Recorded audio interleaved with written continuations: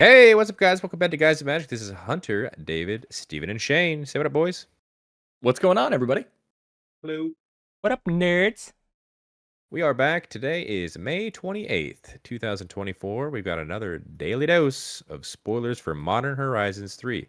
That's right. The daily or weekly, MTG stream was today, and they showed off Creative Energy. That's right. It's one of the new precons from the set. So we will be going over 5 cards from that precon that was kind of talked about today, as well as 4 more rares and mythics, and maybe an uncommon that was pretty popular in the community as well.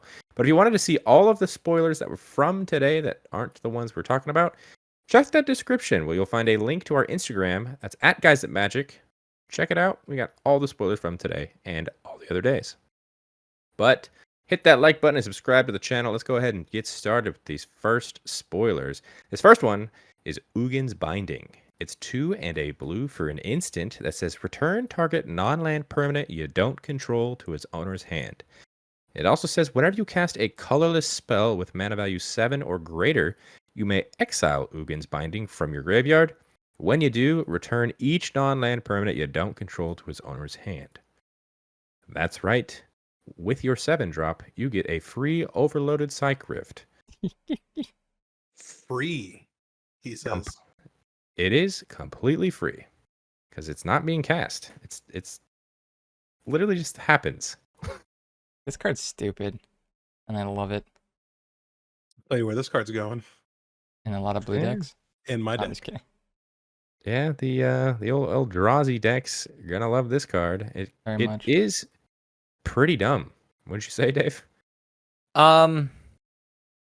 This is my favorite thing. I like the second half of the card. I think the first half of the card is bad. I mean, it's a way to get it into the graveyard, though, right? Yeah, I mean, like, obviously, yes, that's what you want to do with it. My mind here goes like, is this something that's playable for like Blue-Tron? Because you are going to be casting spells with mana value 7 or greater. Psych Rift is obviously very powerful. My only downside here is like, this is going to take up a slot in your deck. Is this good enough to actually make a cut? And then past that point, like, you still have to put this into the graveyard some way. Whether it means that you cast it or you're doing something else. But like, I don't want to spend 3 mana to cast this. And bouncing stuff is essentially removing it for a turn, just stuttering somebody. Seems like a really good card, like really good. And they kind of made it so you have to use like a stifle or something. That's like kind of the only way you can prevent this from happening when you cast a mana value 7, because it's on cast. Doesn't even have, it can't be like interacted with. Even if you counter the 7-drop, you're still bouncing everything. It's crazy. When they cast a 7-drop, can you exile it out of their graveyard, or is it too late? On cast. I mean, it's on cast, so the trigger will still happen, right? You know what? What? I'm going to change my opinion of this card. He hates it now. I do, actually. I genuinely don't like this card at all now.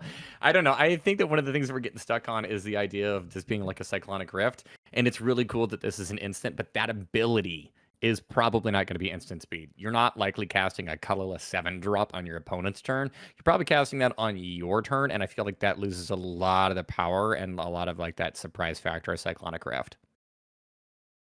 Still good. I don't think it matters. You're bouncing all of their stuff on your turn. That's fine. Swing in for the win. I mean, like, you're swinging in with.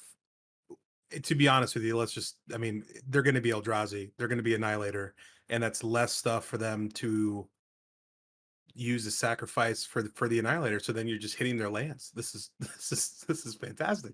look, I'm not trying to say that this card doesn't have a home. Obviously, it has a place in like I would say like specific home. Yeah, it's got a place in the 5-color Eldrazi deck. Like, you can't run this in any given Eldrazi deck because most of them are going to be colorless, and this one has a blue pip. I also feel like maybe you cast this if you're like playing a gigantic like artifact deck, but like outside of that, I don't think I ever play this card. And even in those decks, I don't think this card is fantastic. I think it's a worse version of a Cyclonic Rift. It's like that. It's like whenever you cast a Psych Rift and it's just like all that you did really was like stifle your opponent for a turn, but you're not actually progressing your game state. I can see that happening a lot with a card like this. But Dave, what's better than one Psych Rift?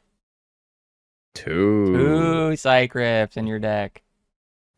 And what's better than 2? 3. Obviously, 4, and then 5. Okay, now we're just gonna. Obviously, shout out to MTG Goldfish for translating this. But I do want to show you guys the alternate art for this card because I think it's amazing. So this is the Japanese version, but it will come in English as well. Check this out. That is pretty cool. That blue eyes white dragon, dude. It's Ugin. It's White Yeah. Eyes Blue Dragon. That's true. I think the art is fantastic. That's really Now- cool. Are the Hedrons shooting into his eye or shooting out of his eye? I don't even know, dude. Look like in, to be honest with you. He's like Dude, it's sucking 'em being up. sucked up. I don't know. All the stuff, picking them up. Yeah. Really cool. Anyways, let's go ahead and move on. Moving on to a new legendary. It's Shilgengar, Sire of Famine. It's 3 and 2 black for a 6/6 legendary creature, Elder Demon. It's got flying and it says sacrifice another creature. Create a blood token. If you sacrificed an angel this way, create a number of blood tokens equal to its toughness instead. As another ability, we could pay whiter black, a whiter black, and a whiter black. Sacrifice 6 blood tokens. Return each creature card from your graveyard to the battlefield with a finality counter on it. Those creatures are vampires in addition to their other types. Wow. We're playing with demons, angels, and vampires. You know who goes really good in this deck? That 2 drop that we talked about yesterday that mills Yeah. at your pre-combat. Mills 3, yeah. This guy seems really fun. If you're playing with Great. angels and getting that many blood tokens, oh my god. It's definitely interesting. Ooh, You David, said it. it's a free you way said to it, sacrifice. everything. Sorry. I was going to say, you said it. It's angels, vampires, and it's a demon. Yeah. It's a lot going on. It's got a ton. All right, David, hit me with that. Well, look, you get to sacrifice a creature whenever you want. That's a pretty good outlet. 5 mana. No, yeah, it's not. yeah, I know. No. The sacrifice creature whenever you want is free. It No, is- no. I'm saying 5 mana. Yeah, the There's creature's better 5 ways mana, to yeah. sacrifice. You do get blood tokens though, and the blood tokens are going to help you to just be able to throw things into your graveyard. So like it feeds into itself. I think that my downfall with this is like I don't like the second ability really. 3 mana. Paying the What? 3 mana and sacrificing the 6 blood tokens, like that is a fairly decent ask.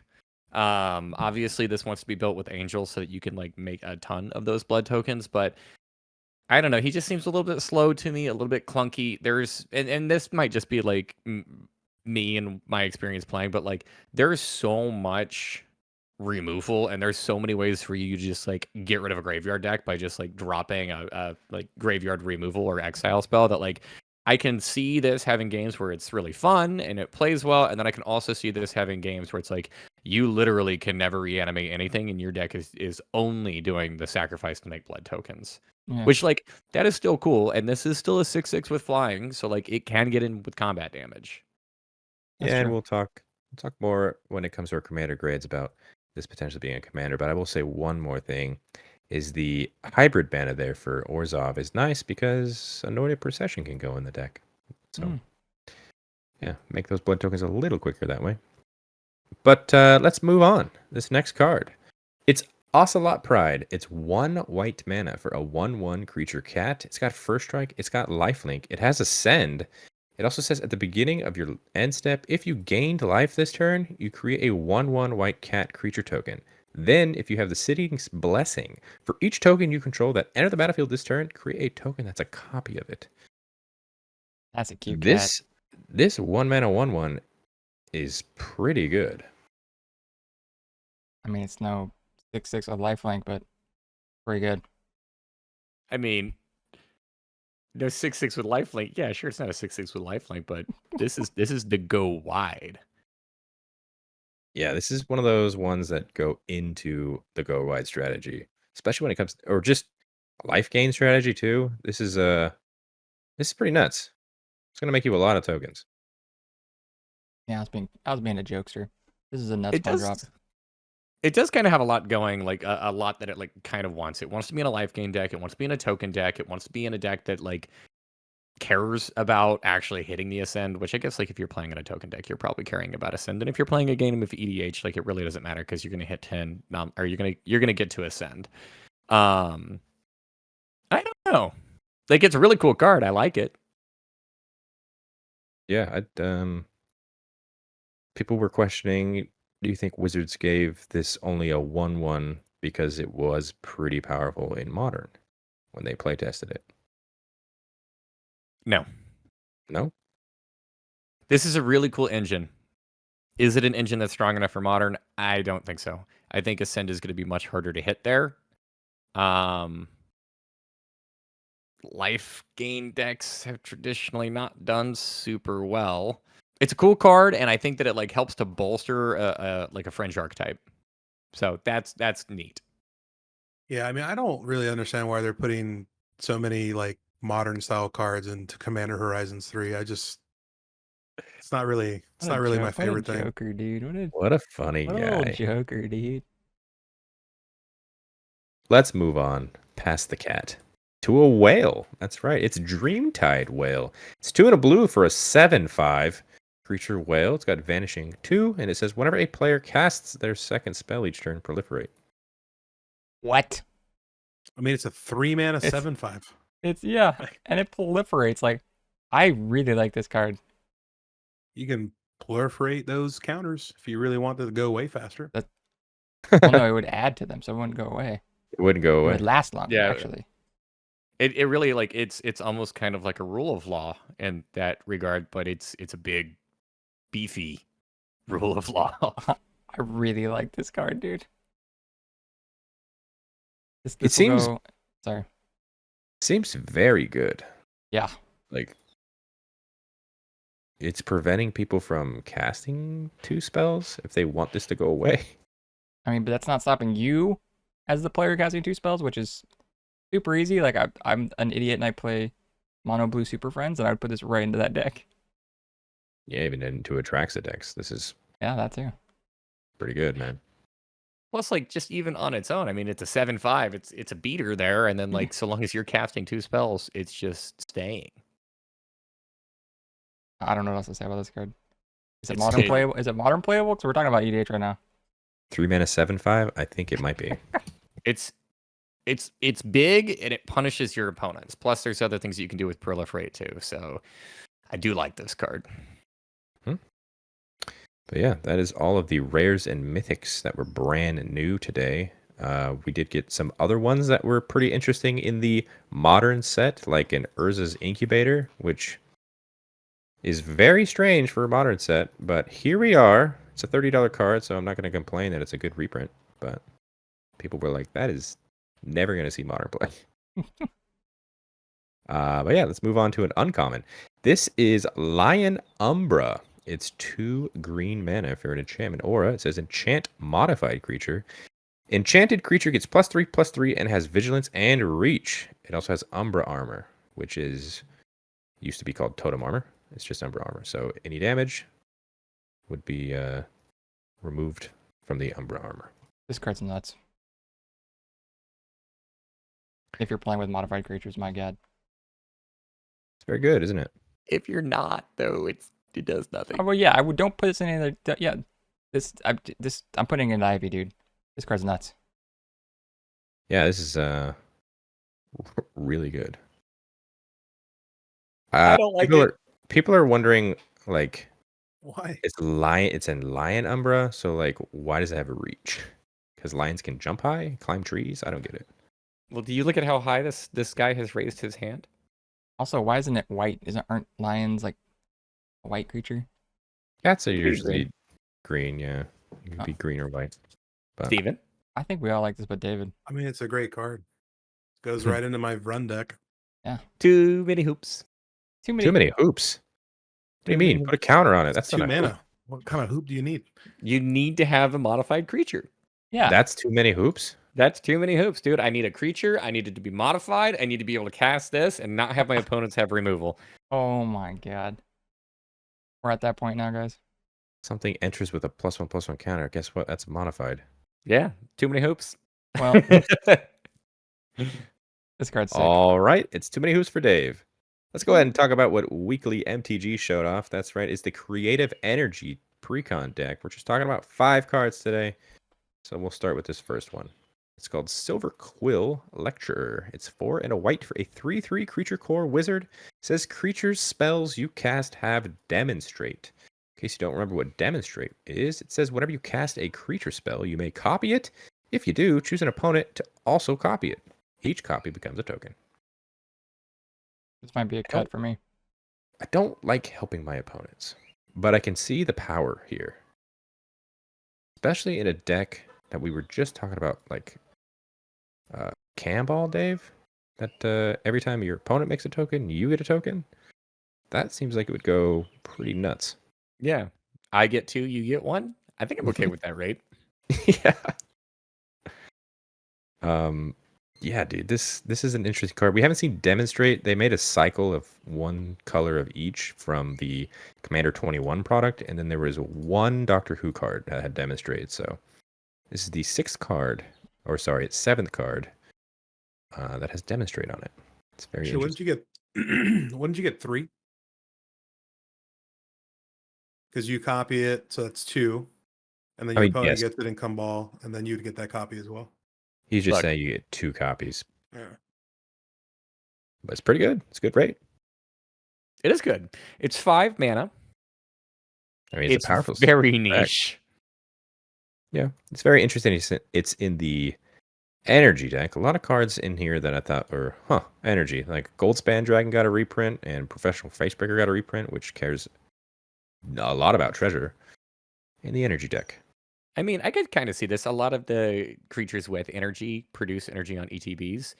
So, like, you're getting double the amount of energy ETBs, and who cares if your opponent has 10 million energy if they have no outlets for it?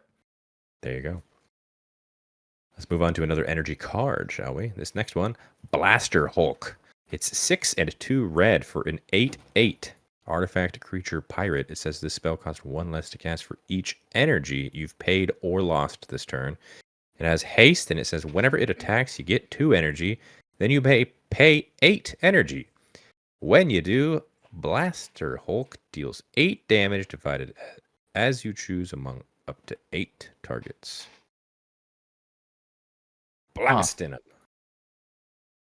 It's also very interesting that they finally decided to write the word 8 and not put individually 8 energy on the card like they used to.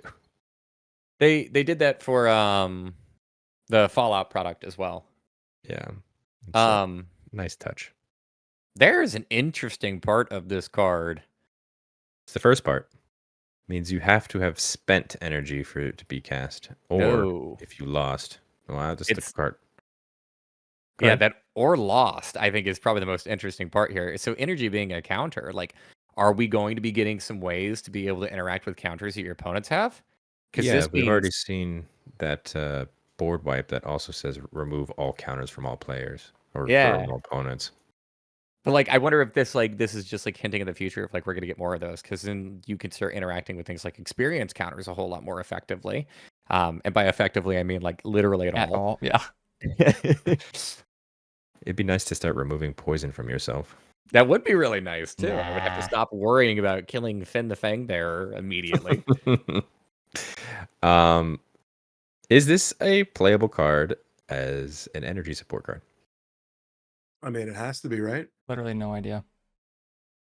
I mean, there's no way it can't be. If you get 2 energy and you can pay 8, that means you have got to have a lot of energy.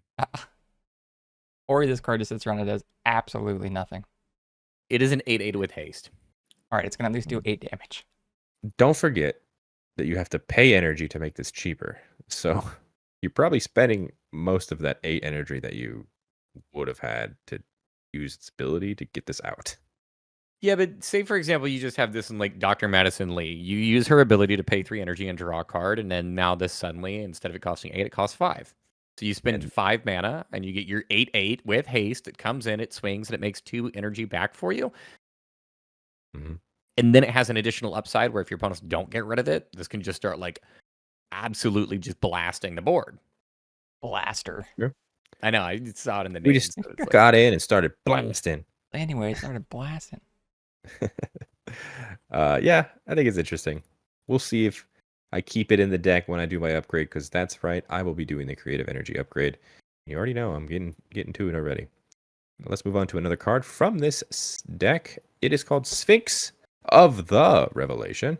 It's 3, a white, and a blue for a 4/5 artifact creature Sphinx. It's got flying, it's got lifelink, and it says whenever you gain life, you get that many energy counters. As another ability, we could pay a white and 2 blue, tap it, pay X energy to draw X cards. That's cute. That is the easiest way to get energy I've seen so far. It just costs Just 5 whenever, mana. whenever you gain life, you get that much energy.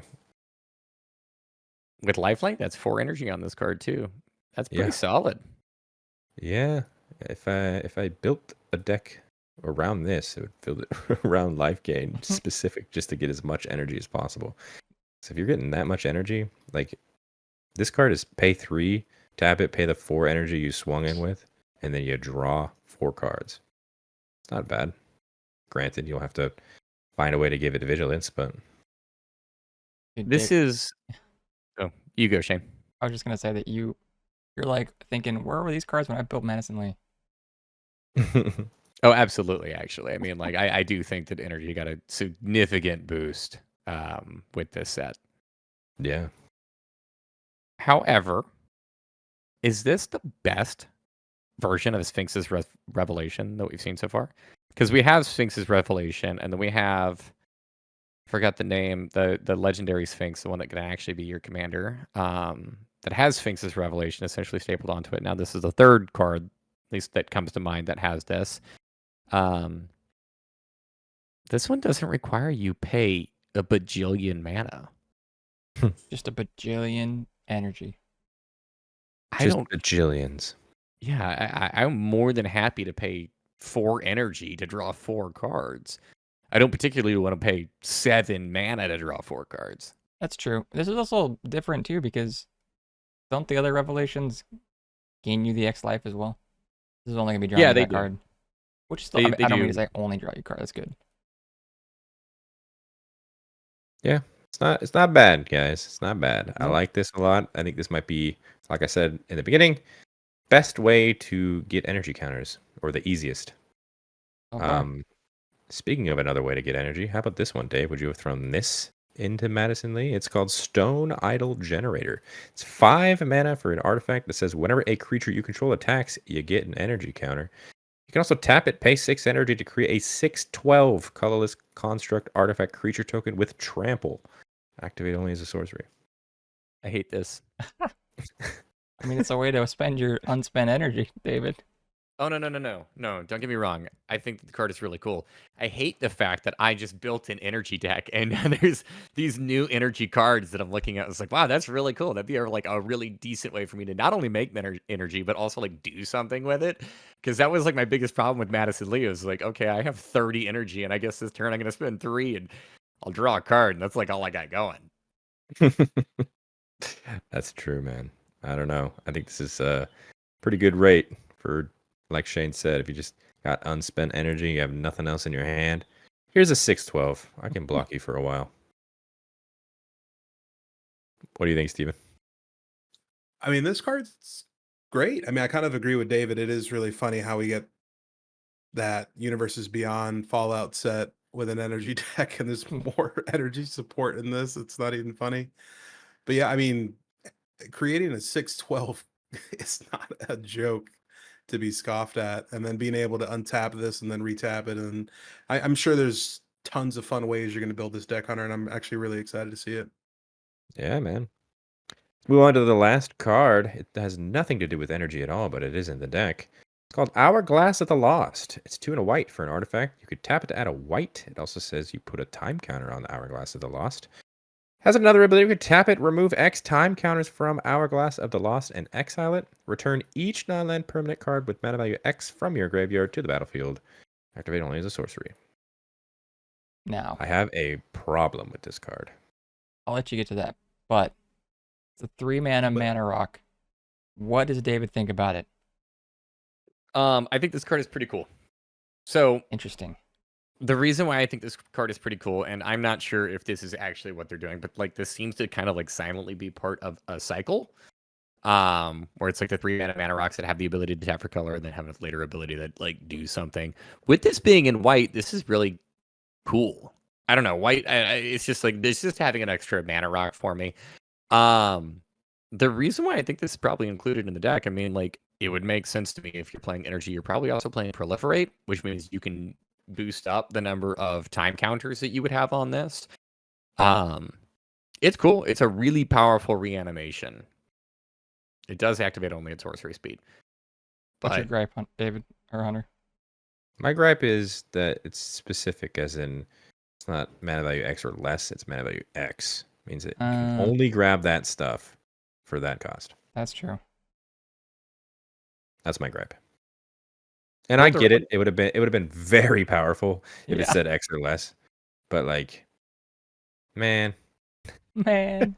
if I had a bunch of 3-drops and my favorite thing in the deck or in the graveyard was a 4-drop, I guess I'm not getting the 3-drops. Make that decision, dude. just build around it. Every card in Just your deck build should just around cost 5. Yeah, just only 5-drops. That's it. But yeah, I think it's I pretty would really cool. love if you built a 5-drop deck. I'd be so happy. Play this land turn with 3 mana. and then do nothing. All right, and for my turn, I will pay this 5-drop, and then I will pass. My next turn, Let me guess. I'm gonna play this 5-drop, and I'm gonna pass. But yeah, that is going to do it. Those are all the cards we're going to be talking about today. I hope you guys liked this video. If you did, hit that like button. Subscribe to the channel if you haven't done so already. Before we wrap things up, we'll go around and talk about our favorite cards. We will start with Steven. Steven, what was your favorite card we talked about today? If I had to pick one, it had to be the first card we talked about, Ugin's Binding, for sure. Yeah, that's a very, very good card. Shane, do you have a favorite? I get to go before David now because he always picks my card. Not this time, he's not, though. The Dream Whale. Best card we've seen today. Dream Whale is good. Dave. You know what? I have to. Do I think the card is good? Probably not. Am I going to play with it? Also, probably not. However, how often do we get an Elder Demon? That is just so cool. So, Shilgengar gets my vote. There we go. And I, shocker, mono white cat. I'm Whoa. going to take the Ocelot Pride. Ocelot Pride. This guy and his cats, dude. Really That's branching right, out, man. Hunter. Really branching out. But yeah, comment down below. What was your guys' favorite card today? Always interested to hear what you guys got to say. Also in the description, don't forget, if you wanted to see all of the spoilers that we didn't talk about, check the link for our Instagram at Guys That Magic for each. Also in the description, you'll find links to our other social media accounts. That's Twitter and TikTok at Guys That Magic for those. Follow as well. And on the screen right now, those are all of our Patreon subscribers. Thank you guys so much for your added support. It means the world to us. If you guys wanted to see what they are seeing, which is not here on YouTube, check the link for our Patreon in the description as well and consider subscribing. And until the next video, hope you guys have a great rest of your day. Peace. Later. Take care, guys. Bye-bye.